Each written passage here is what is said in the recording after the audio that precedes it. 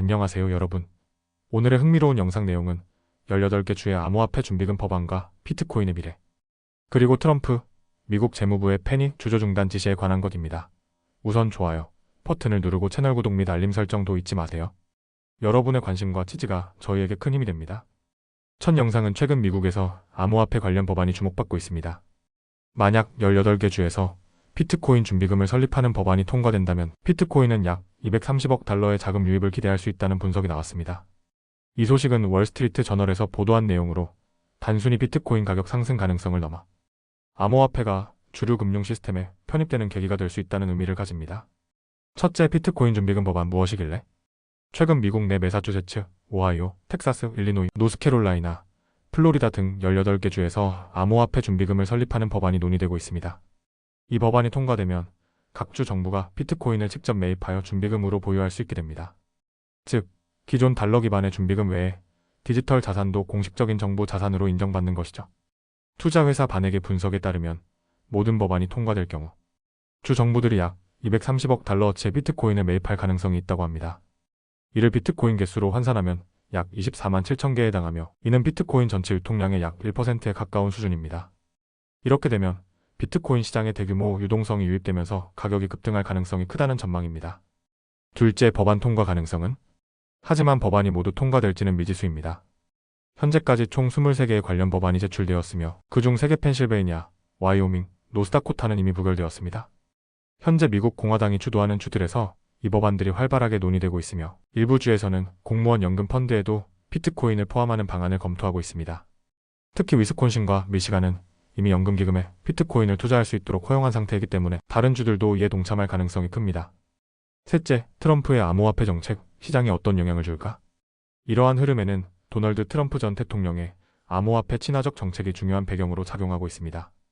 트럼프는 선거운동 중 자신을 크립토 대통령이라고 자칭하며 미국 내 비트코인 전략적 준비금을 구축하겠다고 공언했습니다.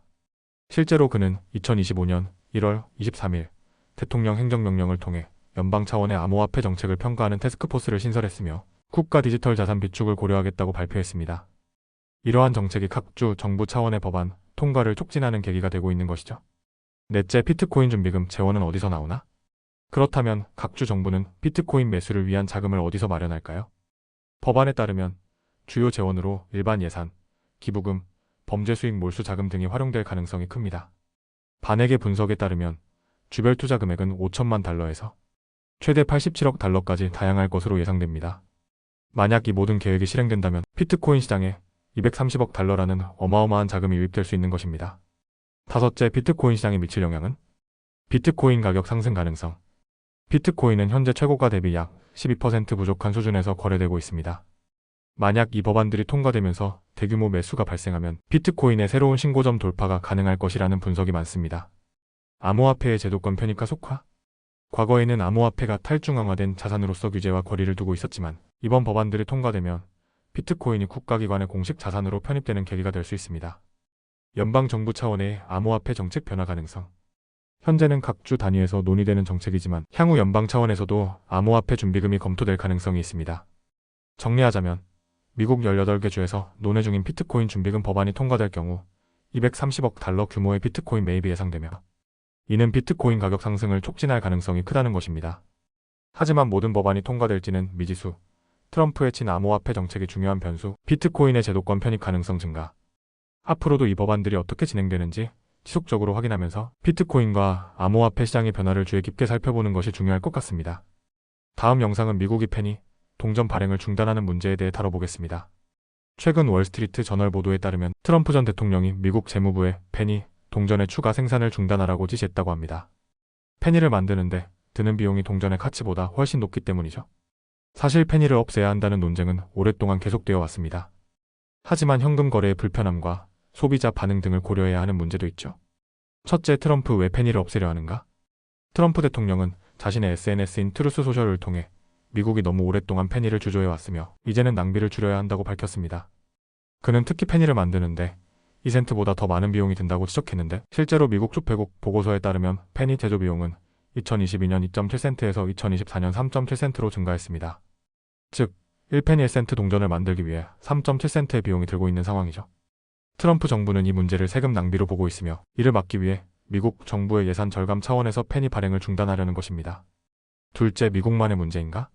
다른 나라는 어떻게 했을까? 미국뿐만 아니라 다른 국가들도 이미 소액 동전을 폐지한 사례가 많습니다.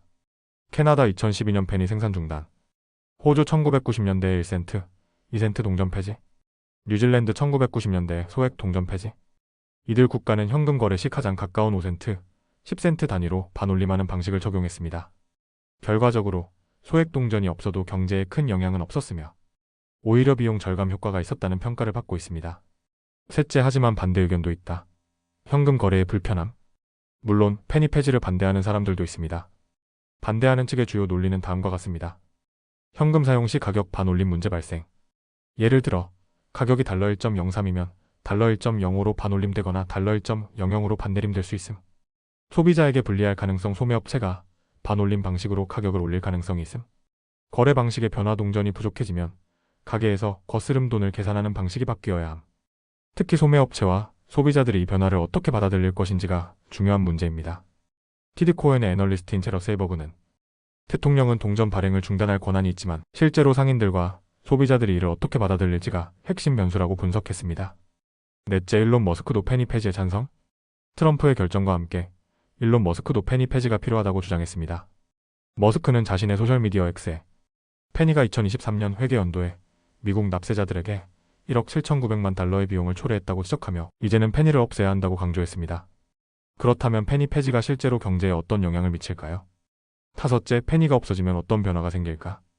가격 반올림 도입. 미국 정부는 만약 페니가 사라진다면 현금 거래 시 가장 가까운 5센트 단위로 반올림하는 법안을 추진할 가능성이 높다고 합니다. 동전 수요 감소 가속화.